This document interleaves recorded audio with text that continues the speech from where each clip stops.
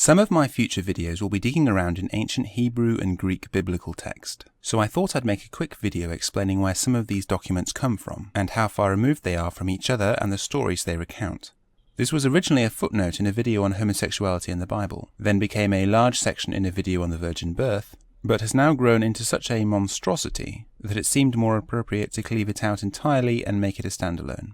I've heard many apologists go on at length about how the original Greek justifies their departure from a church's theology, or how the even more original Hebrew invalidates Greek translations altogether. This video isn't meant to be definitive, but should provide a fairly good understanding of where most modern Bibles got their text, and why retranslations into English from early sources provide such mixed results. The earliest Old Testament text, and much of the Catholic Apocrypha, was originally in Hebrew, and later translated into Greek.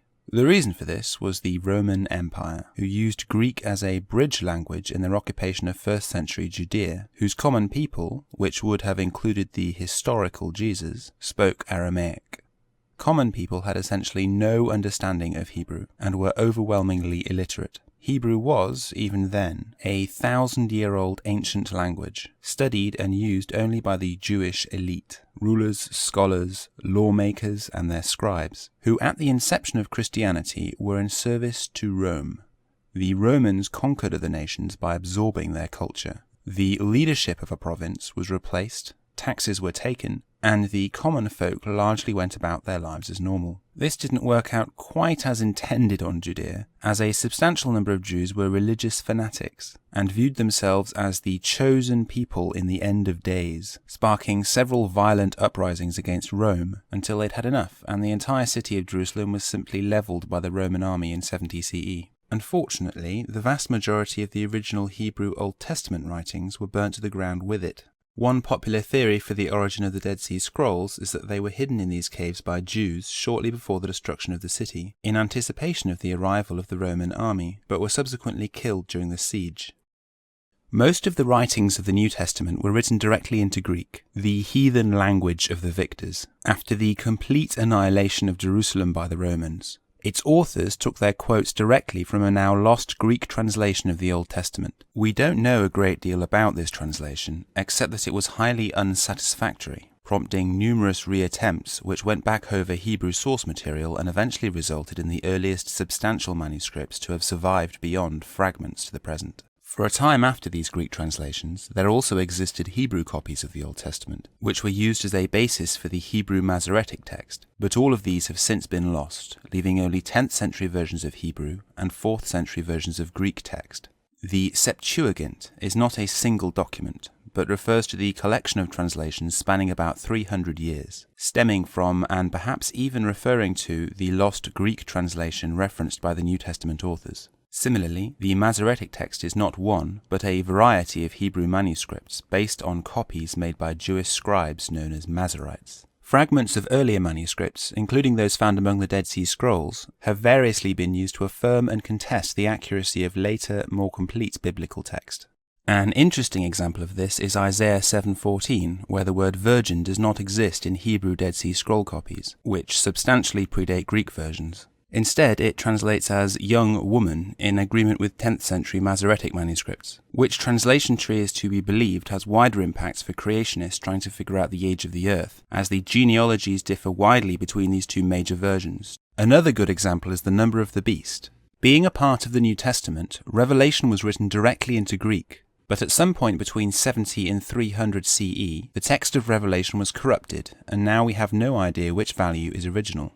It's rendered as 666 in Codex Sinaticus and modern English Bibles, but 616 in Codex Ephraemi Rescriptus, and also in the earliest known fragment of Revelation, Papyrus 115. Most Christians don't realize such variation exists in the foundational manuscripts of the Bible, and this is just two of countless examples. But there is an even bigger problem besides deciding on which contradictory documents to base a translation. We are 2 millennia removed from the cultures which produced them. As for why this is problematic, imagine a culture 2 millennia from now attempting to translate things like this, or this. Obvious if you're immersed in the culture, but entirely nonsensical if you're attempting a literal, factual translation. In fact, neither of these would make the slightest bit of sense in any language but English, and even then, only if you knew exactly how the language was sounded out and understood the unspoken references being made. Hebrew is exactly like this. Modern Bibles literally translate a text full of rhyme, alliteration, poetry, and imagination into rigid blocks of information. Greek usually translates more closely because it was such a prolific language with such a huge variety of works, but it also has the greatest variation in source material. When reading these manuscripts, it's also important to understand that the writers neither had a concept of plagiarism nor the same empirical definition of history that we do today, as well as a very different idea of what authorship meant. It was perfectly acceptable to anonymously edit someone else's work, so long as it clarified the underlying message of the text. As a result, most of the Bible is pseudepigraphical, meaning the authors attributed to each section may have only written a small part, if anything at all. When writing up history, the literal events weren't as important as the message behind them. So that is the problem with which we're presented. A circus of contradictory manuscripts from long since dead cultures, which have been badly retranslated and copied, lost, found, added to, and edited, to the point where, assuming the Bible did at one point make sense, it now really doesn't. You'll probably see some of these graphics floating around my later videos. Scans of 3 of the 4 great unilateral codices are linked below in Greek, as well as the Aleppo and Leningrad Masoretic codices in Hebrew. Note that they are all in Hebrew and Greek without any notes or page references, with the exception of Codex Sinaticus. So for this reason, if you're after a particular verse in Greek, this should be near the top of the list, but be aware that the handwriting of the scribes is sometimes dramatically different from the Greek symbols you're used to seeing.